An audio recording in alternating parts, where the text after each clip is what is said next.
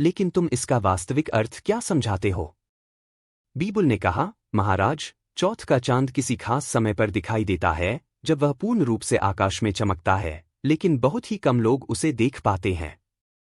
यह वह समय होता है जब चांद पूरी तरह से अपनी ज्योति के साथ दिखाई देता है, लेकिन वह आकाश में इतना छोटा होता है कि उसे देख पाना थोड़ा मुश्किल हो सकता है। यही कारण है कि चौथ का चांद हमेशा चमकता हुआ और सबकी नजरों से ओझल रहता है। अकबर की सोच। अकबर को यह जवाब कुछ कुछ समझ में आया, लेकिन वह चाहते थे कि बीरबल इसे और स्पष्ट करें। वह बीरबल से और कुछ पूछना चाहते थे, और उन्होंने पूछा, लेकिन बीरबल, क्या इसका मतलब यह है कि चौथ का चांद ही सबसे अच्छा चांद होता है? बीबुल ने मुस्कुराते हुए कहा, महाराज, बिल्कुल। चौथ का चांद इसलिए सबसे अच्छा होता है क्योंकि वह बहुत ही प्यारा और शांतिपूर्ण होता है। वह न तो बहुत ज्यादा चमकता है, न ही फीका होता है। यह आकाश में अपनी खास जगह बनाए रखता है, जैसे एक श्रेष्ठ व्यक्तित्व को पहचानने के लिए कोई विशेष गुण या विशेषता होनी चाहिए। चतुराई और गहराई। अकबर को बीरबल के इस उत्तर से संतोष हुआ, लेकिन उन्हें महसूस हुआ कि बीरबल ने इसे और गहराई से समझाया है। उन्होंने बीरबल को धन्यवाद दिया और कहा, तुम सचमुच एक महान बुद्धिमान व्यक्ति हो, बीरबल। तुमने चौथ के चांद का असली अर्थ समझाया है। यह कहानी हमें यह सिखाती है कि कभी-कभी कुछ सवालों के उत्तर सीधे साधे नहीं होते, बल्कि उनके पीछे गहरी सोच और समझ छिपी होती है। बीरबल ने अकबर के सवाल का उत्तर न केवल बुद्धिमानी से दिया, बल्कि यह भी दर्शाया कि जीवन में हर चीज का एक विशेष संदर्भ होता है और उसे समझने के लिए गहराई से सोचना जरूरी है। कहानी का संदेश। चौथ का चांद की कहानी में छिपा संदेश यह है कि कुछ चीजें हमें बहुत सामान्य या साधारण लग सकती हैं, लेकिन उन पर ध्यान देने से हम उनके वास्तविक अर्थ को समझ सकते हैं। बीरबल ने यह सिद्ध किया कि हर सवाल का उत्तर केवल तार्किक या सीधे शब्दों में नहीं होता, बल्कि कभी-कभी उसकी गहराई को समझने के लिए सूक्ष्म दृष्टिकोण और समझ की आवश्यकता होती है। यह कहानी अकबर और बीरबल के बीच की मित्रता और एक दूसरे के प्रति सम्मान को भी दर्शाती है। अकबर ने बीरबल के ज्ञान को न केवल सराहा, बल्कि अपने सवालों से उसे चुनौती भी दी, और बीरबल ने हमेशा अपनी चतुराई से उन चुनौतियों का सही तरीके से सामना किया। अकबर और बीरबल की कहानियां हमें यह सिखाती हैं कि एक अच्छे शासक और मंत्री के बीच विश्वास और सम्मान की भावना बहुत महत्वपूर्ण होती है। जब दोनों एक दूसरे को समझते हैं, तो वे मिलकर न केवल न्यायपूर्ण शासन कर सकते हैं, बल्कि अपने दायित्वों को भी बेहतरीन तरीके से निभा सकते हैं। निष्कर्ष। अकबर और बीरबल की इस कहानी में छिपा हुआ संदेश यह है कि जीवन में हर चीज का एक अदृश्य अर्थ होता है, जिसे समझने के लिए हमें गहराई से सोचना चाहिए। बीरबल की चतुराई ने यह सिद्ध कर दिया कि हर समस्या का हल सोच समझकर और सही दृष्टिकोण से निकाला जा सकता है। अकबर बीरबल की आधुनिक कथा। अकबर और बीरबल के रिश्ते और उनकी प्रसिद्ध कहानियां हम सभी के लिए प्रेरणा का स्रोत रही हैं। अकबर की शाही सत्ता और बीरबल की बुद्धिमानी का मेल हमेशा दिलचस्प रहा है, जबकि उनकी कहानियां हमें पुराने जमाने की शाही महक और न्याय व्यवस्था की याद दिलाती हैं। अगर हम इन कथाओं को आज के समय में देखें, तो भी उनकी शिक्षाएं और संदेश बहुत प्रासंगिक हैं। इस कहानी में हम अकबर और बीरबल के रिश्ते को आधुनिक संदर्भ में देखने का प्रयास करेंगे, जहां वे वर्तमान समय के मुद्दों से जूझते हुए भी अपनी प्राचीन बुद्धिमानी का प्रयोग करते हैं। कहानी का प्रारंभ। यह कहानी एक ऐसे समय की है जब दुनिया डिजिटल हो चुकी थी। इंटरनेट, सोशल मीडिया, स्मार्टफोन और तकनीकी विकास ने हर क्षेत्र में परिवर्तन ला दिया था। सम्राट अकबर अब एक अंतर्राष्ट्रीय व्यापारिक साम्राज्य के मालिक थे, और उन्होंने विभिन्न देशों के साथ आर्थिक, सांस्कृतिक और राजनीतिक रिश्ते बनाए थे। उनका दरबार अब महलों में नहीं, बल्कि एक अत्याधुनिक और स्मार्ट ऑफिस में था। बीरबल अब उनके मुख्य सलाहकार थे, जिनका काम उनके हर निर्णय में मदद करना था, और वे भी तकनीकी दुनिया में अपना स्थान बना चुके थे। आज भी बीरबल की समझ और सूझबूझ को हर चुनौती का सामना करने के लिए जरूरत थी। हर सुबह वह अकबर के ऑफिस में आते, जहां राजा अकबर अपने कामकाजी दिन की शुरुआत करते थे। नया दौर, नई चुनौतियां। इस कहानी की शुरुआत एक ऐसे दिन से होती है जब अकबर और बीरबल एक बड़ी समस्या से जूझ रहे थे। अकबर को कुछ महत्वपूर्ण व्यापारिक प्रस्तावों को लेकर निर्णय लेना था। एक ओर चीन से एक बड़ा व्यापारी समूह व्यापार करने के लिए तैयार था, जबकि दूसरी ओर पश्चिमी देशों के व्यापारियों ने अपनी शर्तों पर बातचीत शुरू की थी। अकबर को यह तय करना था कि वह किसे प्राथमिकता देंगे। एक दिन अकबर ने बीरबल से पूछा, बीरबल, क्या तुम मुझे यह बता सकते हो कि मैं इस व्यापारिक निर्णय को किस प्रकार लूं जिससे हमारे साम्राज्य को सबसे अधिक लाभ हो? यह सवाल साधारण सा था, लेकिन बीरबल जानते थे कि इसका उत्तर इतनी आसानी से नहीं दिया जा सकता। उन्होंने एक बार फिर अपनी चतुराई से काम लिया और इस समस्या को हल करने के लिए एक अजीब तरीका अपनाया। बीरबल का स्मार्ट तरीका। बीरबल ने अकबर से कहा, महाराज, मैं आपके सामने एक पजल रखता हूं। यह पजल आपको अपना निर्णय लेने में मदद करेगा। अकबर ने मुस्कुराते हुए कहा, तुम तो हमेशा कुछ नया तरीका लाते हो, बीरबल। तो बताओ, वह पजल क्या है? बीरबल ने स्मार्टफोन निकाला और अकबर के सामने एक एप्लीकेशन खोल दी। महाराज, यह एक नई दुनिया है। जब हम किसी भी बड़े निर्णय पर विचार करते हैं, तो हमें केवल डेटा और तथ्य ही नहीं चाहिए होते, बल्कि हमें उन तथ्यों को सही तरीके से व्यवस्थित करने की आवश्यकता होती है। मैं इस एप्लीकेशन का इस्तेमाल कर सकता हूं, जो व्यापारिक डेटा को इकट्ठा करता है और हमें सबसे उपयुक्त निर्णय लेने में मदद करता है। अकबर चौंक गए, क्या तुमने यह एप्लीकेशन खुद बनाई है? बीरबल ने उत्तर दिया, जी महाराज, इसे मैंने और मेरे साथियों ने मिलकर बनाया है। यह एप्लीकेशन बाजार के सारे पहलुओं पर नजर रखता है, जिससे हम किसी भी व्यापारिक प्रस्ताव की सही जानकारी प्राप्त कर सकते हैं। बीरबल ने अकबर को एप्लीकेशन की कार्यप्रणाली समझाई। इसमें व्यापारियों से संबंधित डेटा, उनकी वित्तीय स्थिति, उनके व्यापारिक प्रस्ताव और उनके साथ पिछले समझौतों के परिणाम शामिल थे। इस एप्लीकेशन के माध्यम से अकबर और बीरबल आसानी से किसी भी व्यापारिक प्रस्ताव का विश्लेषण कर सकते थे। फैसला और उसका असर। अकबर ने एप्लीकेशन का इस्तेमाल करके दोनों प्रस्तावों का विश्लेषण किया। उन्होंने देखा कि चीन के व्यापारियों के पास लंबी अवधि के लिए लाभ कमाने की संभावना थी, लेकिन पश्चिमी देशों के व्यापारियों के प्रस्ताव में तात्कालिक लाभ था।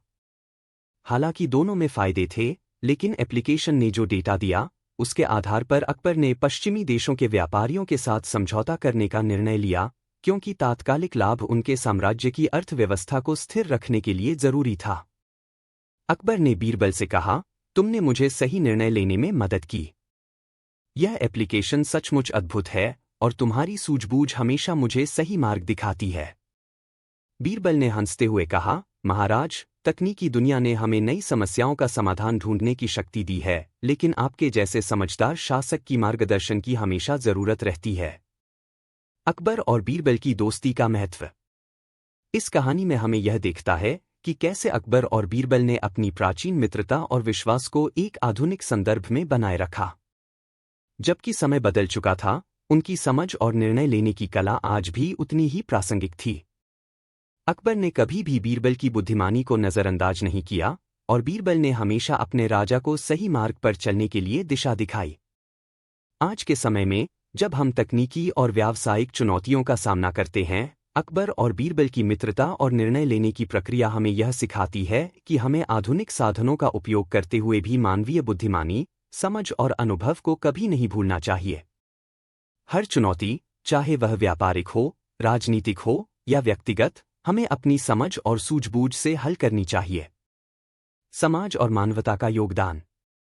अकबर और बीरबल की कहानी हमें यह भी सिखाती है कि विकास और तकनीकी प्रगतियां, जिसे आर्क कहा जाता था।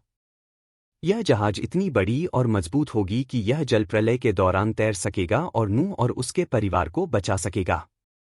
ईश्वर ने नूह को पूरी तरह से दिशा निर्देश दिए थे कि जहाज को कैसे बनाना है। नूह को एक बड़ी नाव बनाने का आदेश दिया गया, जो लकड़ी से बनी होगी और उसमें कई कक्ष होंगे, ताकि नूह और उसके परिवार के सदस्य तथा अन्य जीवजंतु सुरक्षित रूप से उसमें सवार हो सकें। नूह ने इस आदेश का पालन किया और बिना किसी संदेह के जहाज बनाने का कार्य शुरू किया। निर्माण कार्य। नूह ने जहाज बनाने का कार्य शुरू किया और यह कार्य बहुत समय तक चलता रहा। जब नूह अपने परिवार के साथ जहाज बना रहा था, तब लोग उसे ताना मारते थे और उसका मजाक उड़ाते थे। वे यह मानते थे कि नूह पागल हो गया है, क्योंकि किसी को भी यह विश्वास नहीं था कि ऐसा कोई बड़ा जल प्रलय आने वाला है।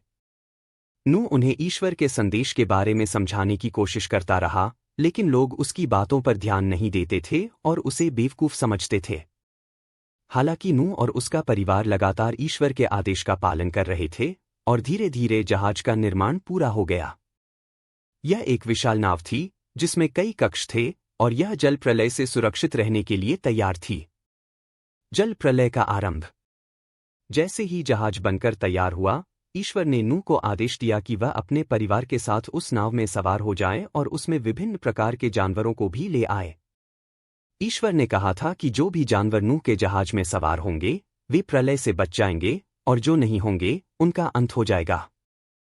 नूह ने ईश्वर के आदेश का पालन किया और अपनी नाव में दो दो जानवरों को सवार किया, पुरुष और महिला दोनों, ताकि उनके प्रजनन के लिए कोई रुकावट न हो। इसके बाद ईश्वर ने जल प्रलय का आरंभ किया।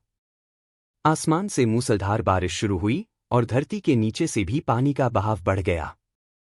पानी इतनी जल्दी बढ़ा कि धरती पूरी तरह से डूब गई और हर जगह सिर्फ पानी ही पानी दिखाई देने लगा। दीपक बचपन से ही पढ़ाई में होशियार था, लेकिन उसके पास सुविधाएं बहुत कम थीं। गांव में स्कूल तो था, लेकिन सुविधाओं की कमी थी। बच्चों के लिए किताबें, कापियां और शिक्षक तक की कमी थी।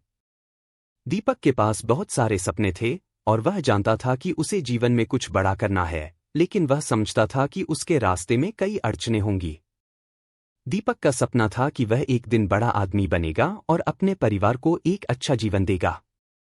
इसके लिए उसे शहर जाकर पढ़ाई करनी थी। लेकिन उसके लिए शहर तक जाने का रास्ता बहुत कठिन था। गांव से शहर तक पहुंचने के लिए उसे पैदल 30 किलोमीटर का रास्ता तय करना पड़ता था।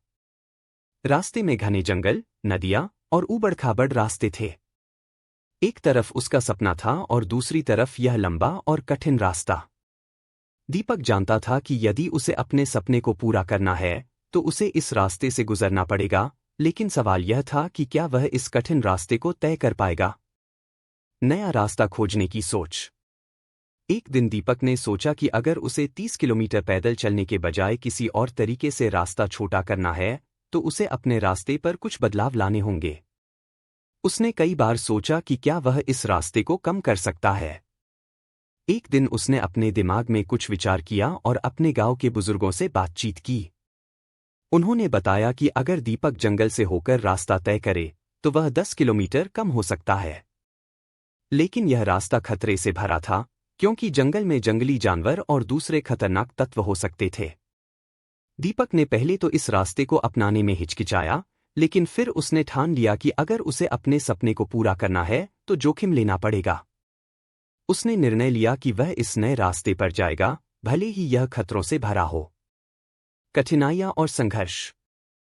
दीपक ने अगले दिन अपने रास्ते की योजना बनाई और सुबह सुबह जंगल की ओर चल पड़ा। जंगल का रास्ता शुरू में ही बहुत डरावना और रहस्यमय लगा। चारों ओर पेड़ पौधे थे और हवा में एक अजीब सी नीरवता थी। दीपक का दिल धड़क रहा था, लेकिन उसने अपने मन को शांत किया और आगे बढ़ता रहा। वह जानता था कि यदि उसने डर के चलते वापसी की तो वह कभी भी अपने लक्ष्य को हासिल नहीं कर पाएगा। जंगल में चलते हुए कई बार दीपक को खतरनाक अनुभव हुए। उसे जंगली जानवरों की आवाजें सुनाई दीं और कई बार घने अंधेरे में रास्ता खोने का डर भी था। लेकिन दीपक ने हर बाधा का सामना किया और आगे बढ़ता गया। कई दिन ऐसे आए जब वह थककर जमीन पर बैठ जाता, लेकिन फिर वह खुद को समेटकर फिर से चल पड़ता। उसके मन में बस एक ही विचार था, मैं इसे पार करूंगा। दीपक के लिए यह रास्ता आसान नहीं था, लेकिन उसे यकीन था कि इस रास्ते के अंत में एक सुनहरा अवसर उसका इंतजार कर रहा था। और ऐसा ही हुआ। कुछ समय बाद वह जंगल से बाहर निकल आया और एक खुले मैदान में पहुंच गया। वहां से शहर तक पहुंचने का रास्ता और भी छोटा हो गया था। अब दीपक को सिर्फ 10 किलोमीटर और चलना था। अंतिम सफलता। दीपक ने अपनी यात्रा पूरी की और आखिरकार वह शहर पहुंच गया। उसने स्कूल में दाखिला लिया और कड़ी मेहनत से पढ़ाई की। एक दिन वह दिन भी आया जब दीपक ने अपने गांव में शिक्षा, नौकरी और सम्मान के साथ वापसी की। उसने अपने परिवार को बेहतर जीवन देने के लिए कड़ी मेहनत की और एक सफल व्यक्ति बना। लेकिन उसकी सफलता केवल उसकी मेहनत का परिणाम नहीं थी, बल्कि उस रास्ते को छोटा करने की उसकी सोच का भी परिणाम थी। उसने यह सिखाया कि कठिनाइयों का सामना करते हुए अगर सही रास्ता ढूंढा जाए तो किसी भी समस्या का समाधान संभव है। कहानी से शिक्षा। इस कहानी से हमें यह सीखने को मिलता है कि जीवन में कठिनाइयां और समस्याएं सभी को मिलती हैं, लेकिन अगर हम सोच समझकर अपने रास्ते में बदलाव लाते हैं तो हम किसी भी चुनौती को पार कर सकते हैं। दीपक ने यह साबित किया कि किसी भी स्थिति में हार मानने की बजाय हमें अपने दृष्टिकोण को बदलने की जरूरत होती है। कभी कभी कठिन रास्तों को आसान बनाने के लिए हमें नया तरीका अपनाना पड़ता है और कभी कभी हमें अपने डर का सामना करके आगे बढ़ना पड़ता है। दीपक का संघर्ष और उसका हौसला यह दर्शाता है कि मंजिल पाने के लिए जरूरी नहीं है कि रास्ता सीधा और सरल हो। रास्ते में आने वाली कठिनाइयों का सामना करना और उन्हें पार करना ही सफलता का असली मापदंड है। निष्कर्ष। इस कहानी से हमें यह भी सीखने को मिलता है कि जब हम जीवन में किसी बड़ी सफलता की ओर बढ़ रहे होते हैं तो हमें अपने रास्ते में आने वाली बाधाओं और कठिनाइयों से डरना नहीं चाहिए। हमें उन चुनौतियों को अपनी ताकत बनाकर उन्हें पार करने का रास्ता खोजना चाहिए। दीपक ने दिखाया कि कैसे जीवन के कठिन रास्ते को छोटा किया जा सकता है और इसके लिए जरूरी है सही दृष्टिकोण, मेहनत और धैर्य।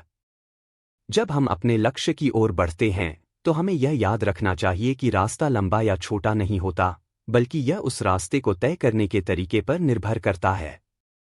जीवन के हर पहलू में रास्ता छोटा करने के लिए सही दिशा, योजना और साहस की आवश्यकता होती है।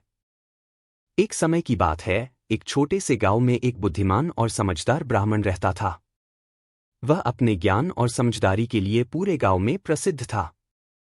उसकी सलाह लोग बड़े ध्यान से सुनते थे, क्योंकि वह जो भी कहता वह हमेशा सच होता और किसी न किसी तरीके से सबके काम आता। इस ब्राह्मण का नाम था व्यास जी। व्यास जी का एक दोस्त था जिसका नाम था कृष्णलाल। कृष्णलाल बहुत ही सरल और दिल का अच्छा इंसान था, लेकिन वह बहुत अधिक बुद्धिमान नहीं था। उसकी सोच हमेशा साधारण और अक्सर गलत होती थी। वह अक्सर व्यास जी के पास आता और जीवन के सवालों के बारे में सलाह लेता।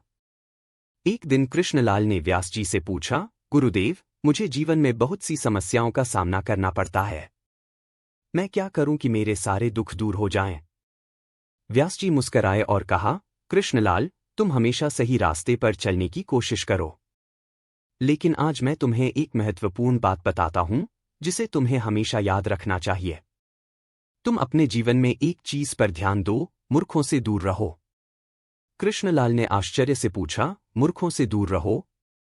क्या इसका मतलब है कि मुझे अपने दोस्तों से मिलना जुलना बंद कर देना चाहिए?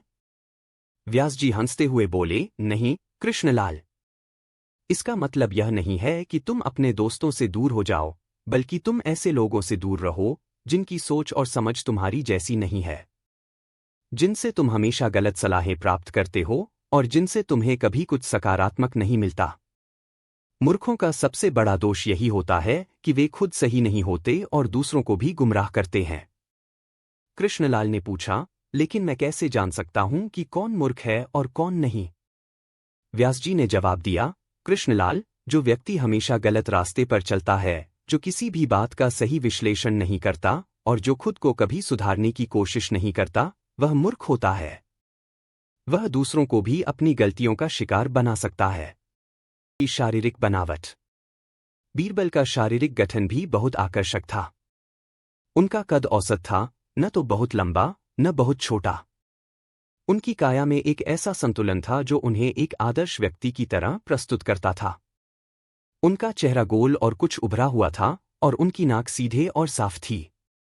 उनके होठों की मुस्कान इतनी प्यारी थी कि उनकी उपस्थिति से ही दरबार में शांति और सद्भावना का माहौल बन जाता था।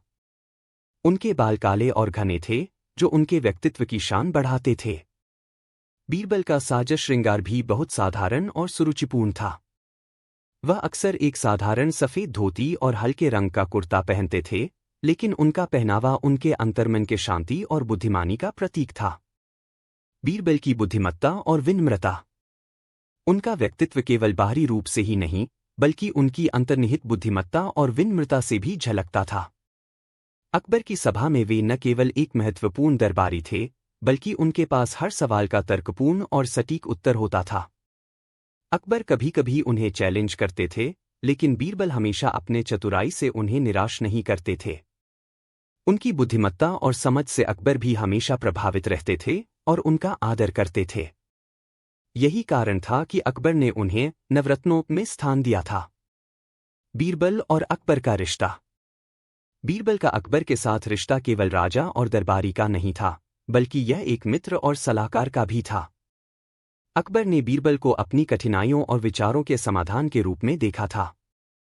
बीरबल का हर सवाल पर तर्कसंगत जवाब देने की क्षमता अकबर को बहुत भाती थी। अकबर के दरबार में उनकी विद्वता के कारण लोग उन्हें बीरबल के नाम से जानते थे, जो आज भी उनके नाम का पर्याय बन चुका है। एक बार अकबर ने बीरबल से पूछा, बीरबल, तुम इतने चतुर और बुद्धिमान कैसे हो? बीरबल हंसते हुए बोले, महाराज, यह चतुराई मेरे रंगरूप से नहीं, बल्कि मेरी सोच से आई है। मैंने कभी किसी भी स्थिति में जल्दी से निर्णय नहीं लिया। अकबर को यह उत्तर बहुत पसंद आया और उन्होंने बीरबल की बुद्धिमत्ता की सराहना की। बीरबल की साहसिकता। उनके रंगरूप के बारे में जितना कहा जाए उतना कम है, क्योंकि बीरबल के साहसिकता के किस्से भी उतने ही प्रसिद्ध हैं। एक दिन अकबर और बीरबल जंगल में शिकार पर जा रहे थे। रास्ते में अकबर के कुछ अंगरक्षकों ने जंगल में एक शेर देखा और सब घबराने लगे। शेर की दहाड़ सुनते ही सभी डर के मारे कांपने लगे, लेकिन बीरबल न केवल शांत थे, बल्कि उन्होंने शेर का सामना करने का साहस दिखाया। उन्होंने अपनी चतुराई से शेर को न सिर्फ दूर किया, बल्कि उसे जंगल में ही वापस भेज दिया।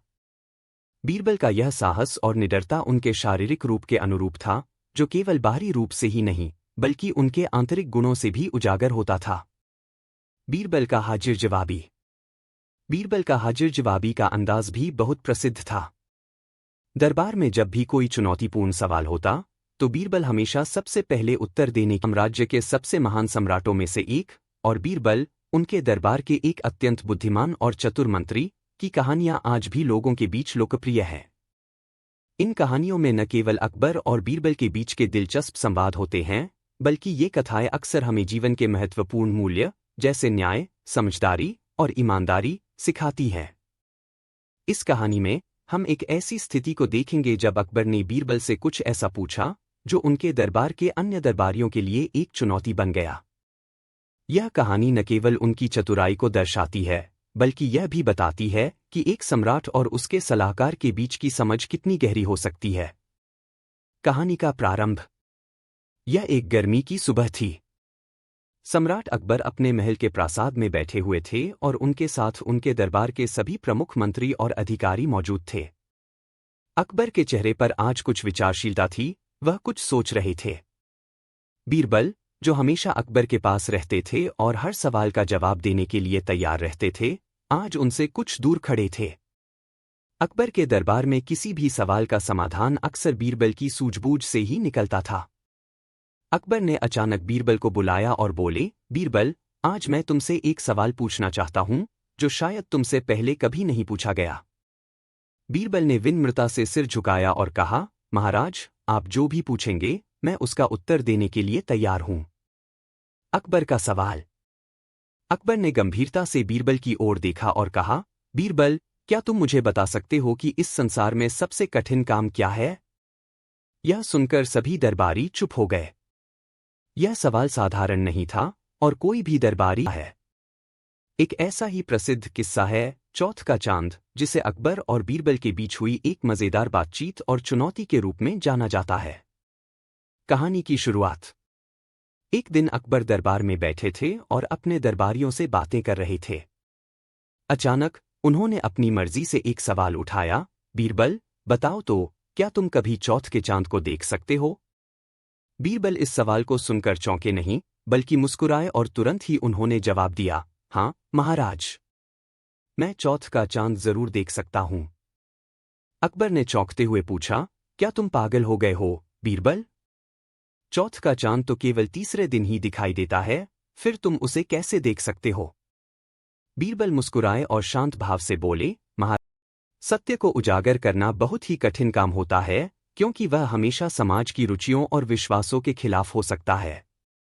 अकबर की चुनौती। अकबर ने बीरबल की बातों को सुना, लेकिन उन्होंने सोचा कि बीरबल का उत्तर संतुष्ट करने वाला नहीं था। उन्होंने बीरबल से कुछ और सवाल पूछा, क्या तुम मुझसे यही कहोगे कि सच्चाई हमेशा स्वीकार्य होती है? क्या सच को हमेशा अच्छा माना जाता है? बीरबल ने अपनी समझ से जवाब दिया, महाराज, सच्चाई का सामना करना कठिन हो सकता है, लेकिन इसका हमेशा एक अच्छा परिणाम होता है। यदि हम सच्चाई से डरते हैं, तो हम कभी भी विकास नहीं कर सकते। अकबर कुछ सोचते हुए बोले, बीरबल, तुम सही कह रहे हो, लेकिन अगर सच्चाई सामने लाने से किसी को नुकसान हो, तो क्या हमें उसे छुपा लेना चाहिए? बीरबल ने धीरे से उत्तर दिया, महाराज, सच्चाई को इस तरह से पेश किया जाना चाहिए कि वह किसी को हानि न पहुंचाए, लेकिन यह छुपाई नहीं जानी चाहिए। कभी कभी सच्चाई का सही समय पर और सही तरीके से सामना करना पड़ता है। सत्य और न्याय का उदाहरण। अकबर ने बीरबल से पूछा, क्या तुम हमें कोई उदाहरण दे सकते हो जिसमें सच्चाई को स्वीकार करने से किसी को लाभ हुआ हो? बीरबल ने सोचा और फिर एक कहानी सुनाई, महाराज, एक बार एक गांव में एक व्यापारी आया जो बहुत सारे सोने के सिक्के लेकर आया था।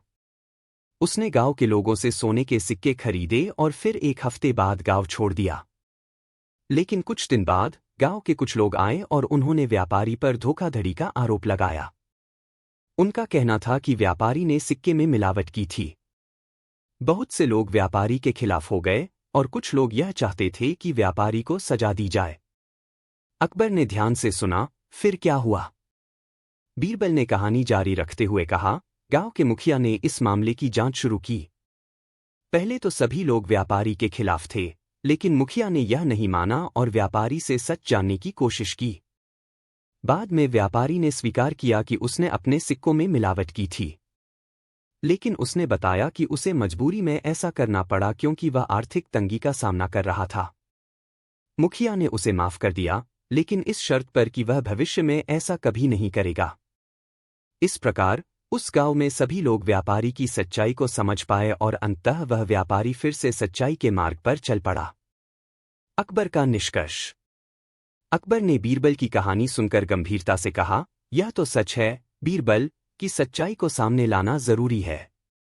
लेकिन कई बार लोग सच्चाई का सामना नहीं कर पाते और इससे समाज में हलचल मच सकती है। फिर भी यह जरूरी है कि हम सच्चाई को जानें और उसे स्वीकार करें। बीरबल ने सिर झुकाकर कहा, जी महाराज, यही है सच्चाई। सत्य को जानना और उसे स्वीकार करना सबसे कठिन काम होता है, लेकिन वही सही रास्ता होता है। अकबर ने मुस्कुराते हुए कहा, बीरबल, तुम्हारी बातों ने मुझे सोचने पर मजबूर किया। मैं जानता था कि तुम हमेशा सही रास्ता दिखाते हो। आज के बाद मैं अपने निर्णयों में सच्चाई को सबसे पहले रखूंगा। कहानी से शिक्षा। यह कहानी हमें यह सिखाती है कि सच्चाई को पहचानना और उसे स्वीकार करना कभी आसान नहीं होता, लेकिन यही सही मार्ग है।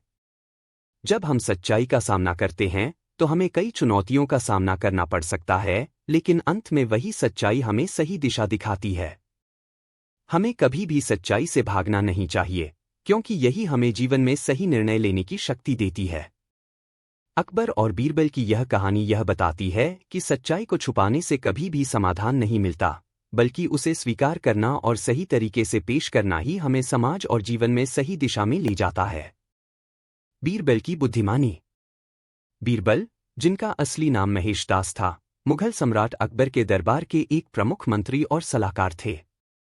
उनकी बुद्धिमानी, चतुराई और वाक्पटुता के कारण वे अकबर के दरबार में नवरत्नों में से एक प्रमुख स्थान रखते थे। बीरबल की कहानियां आज भी लोगों के बीच में प्रचलित हैं, जो उनकी चतुराई और समझदारी को प्रदर्शित करती हैं। अकबर और बीरबल के बीच की कहानियां न केवल मनोरंजक होती हैं, बल्कि इनमें जीवन के महत्वपूर्ण शिक्षा भी छिपी होती है। बीरबल की बुद्धि दिया था। बीरबल ने हल्की मुस्कान के साथ जवाब देना शुरू किया। बीरबल का उत्तर। बीरबल ने कहा, महाराज, इस दुनिया में सबसे बड़ी चीज मनुष्य का मन है। अकबर हैरान होकर बोले, क्या? मन? तुम यह क्या कह रहे हो बीरबल? मन तो एक सूक्ष्म वस्तु है, यह कैसे सबसे बड़ी चीज हो सकता है? बीरबल ने कहा, महाराज, अगर आप चाहें तो मैं इसे प्रमाणित कर सकता हूं।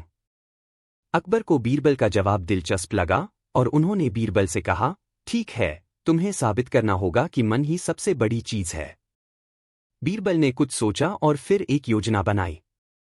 वह जानता था कि अकबर बहुत ही समझदार और बुद्धिमान हैं, लेकिन उन्होंने बीरबल की चतुराई को चुनौती दी थी। बीरबल ने तुरंत दरबार से बाहर जाने का फैसला किया। बीरबल का प्रमाण। कुछ समय बाद बीरबल ने दरबार में एक बड़ा सा बक्सा लाकर रख दिया। अकबर ने चौंकते हुए पूछा, यह बक्सा क्या है बीरबल? बीरबल ने मुस्कुराते हुए कहा, महाराज, यह बक्सा कुछ खास चीजों से भरा हुआ है। आप इसमें से किसी भी चीज को निकाल सकते हैं, लेकिन ध्यान रखें, यह बक्सा कुछ ऐसी चीजों से भरा है जो मनुष्य के मन को प्रभावित कर सकती हैं। अकबर ने बक्सा खोला और उसमें से सबसे पहले एक बर्तन निकाला जिसमें सोने की मुद्राएं थी। अकबर ने बर्तन को हाथ में लेते हुए पूछा, यह क्या है बीरबल? बीरबल ने कहा, यह सोने की मुद्राएं हैं महाराज। ये मुद्राएं मनुष्य के मन को आकर्षित करती हैं, क्योंकि मनुष्य अक्सर धन की ओर आकर्षित होता है। अकबर ने फिर बक्से में से एक किताब निकाली जो बहुत सुंदर और आकर्षक थी। अकबर ने पूछा, यह क्या है? बीरबल ने कहा, यह एक ज्ञान की पुस्तक है महाराज। यह भी मनुष्य के मन को प्रभावित करती है, क्योंकि मनुष्य को ज्ञान प्राप्त करने की चाहत रहती है। इसके बाद अकबर ने बक्से में से एक छोटा सा चित्र निकाला जिसमें एक सुंदर महिला का चित्र था। अकबर ने मुस्कुराते हुए कहा, यह क्या है बीरबल? बीरबल ने उत्तर दिया, यह चित्र एक सुंदर महिला का है महाराज। यह भी मनुष्य के मन को आकर्षित करती है, क्योंकि मनुष्य में आकर्षण की भावना होती है। अब अकबर पूरी तरह से समझ गए थे कि बीरबल किस दिशा में जा रहे थे। उन्होंने पूछा, क्या इन चीजों के अलावा कोई और चीज भी है बीरबल? बीरबल ने कहा, महाराज, इन चीजों के अलावा भी एक और चीज है जो मनुष्य के मन को सबसे ज्यादा प्रभावित करती है। अकबर ने उत्सुकता से पूछा, वह क्या है बीरबल? बीरबल का अंतिम उत्तर। बीरबल ने बक्से में से एक कागज का टुकड़ा निकाला और कहा, यह कागज किसी भी व्यक्ति का नाम लिखवाने के लिए होता है महाराज। यह कागज हर उस व्यक्ति के मन को प्रभावित करता है जो इस पर अपना नाम देखता है। जैसे ही कोई व्यक्ति अपने नाम को देखता है, उसका मन खुश हो जाता है। अकबर को अब समझ में आ गया कि बीरबल का जवाब केवल सूक्ष्म ही नहीं, बल्कि बहुत ही गहरा था। उन्होंने बीरबल की ओर देखा और कहा, तुमने सही कहा बीरबल। सच में मनुष्य का मन ही सबसे बड़ी चीज है। वह किसी भी वस्तु से अधिक प्रभावशाली होता है। निष्कर्ष। अकबर ने बीरबल की चतुराई को स्वीकार किया और फिर उन्होंने उसे इनाम दिया। इस कहानी से यह शिक्षा मिलती है कि दुनिया की सबसे बड़ी चीज न तो कोई भौतिक वस्तु है, न कोई संपत्ति, बल्कि वह मन है जो इंसान के व्यवहार, सोच और इच्छाओं को नियंत्रित करता है। बीरबल ने अपनी चतुराई से यह सिद्ध कर दिया कि किसी भी चीज का मूल्य उस व्यक्ति के मन पर निर्भर करता है। यह कहानी यह भी सिखाती है कि सही सवाल का सही जवाब देने के लिए केवल तर्क नहीं, बल्कि गहरी समझ और दृष्टिकोण की आवश्यकता होती है। बीरबल की सूझबूझ और हाजिर जवाबी ने अकबर को यह साबित कर दिया कि सबसे बड़ी चीज हमारे भीतर, यानी हमारे मन में है। बीरबल की कल्पना। बीरबल, जिनका असली नाम महेश दास था, मुगल सम्राट अकबर के नवरत्नों में एक प्रमुख सदस्य थे। उनकी बुद्धिमत्ता, चतुराई और हाजिर जवाबी ने उन्हें न केवल अकबर के दरबार में बल्कि पूरे भारत में प्रसिद्ध कर दिया। बीरबल की कल्पना न केवल उनके वास्तविक व्यक्तित्व में बल्कि उनके द्वारा हल किए गए मुश्किल सवालों और अद्वितीय समाधानों के माध्यम से भी जीवित रहती है। उनकी चतुराई, व्यावहारिकता और सूझबूझ के कारण वे सदियों तक लोगों के दिलों में जीवित रहे। इस लेख में हम बीरबल की कल्पना को विस्तार से समझने की कोशिश करेंगे। बीरबल की काल्पनिक छवि। बीरबल की कल्पना एक ऐसे व्यक्ति के रूप में की जाती है जो बाहरी रूप से सामान्य दिखता है लेकिन अंदर से बेहद समझदार, कूटनीतिक और चतुर है। उनकी बुद्धिमत्ता इतनी गहरी और पैठी थी कि वे मुश्किल से मुश्किल परिस्थितियों में भी समाधान ढूंढ लेते थे। उनके व्यक्तित्व में एक सहजता और सादगी थी जो हर किसी को आकर्षित करती थी। उनके बारे में जितना कहा जाए उतना कम है, क्योंकि उनकी हर कहानी में एक नया पहलू छिपा होता था। बीरबल का रूप रंग सामान्य था, वह न तो बहुत लंबे थे और न ही बहुत छोटे, लेकिन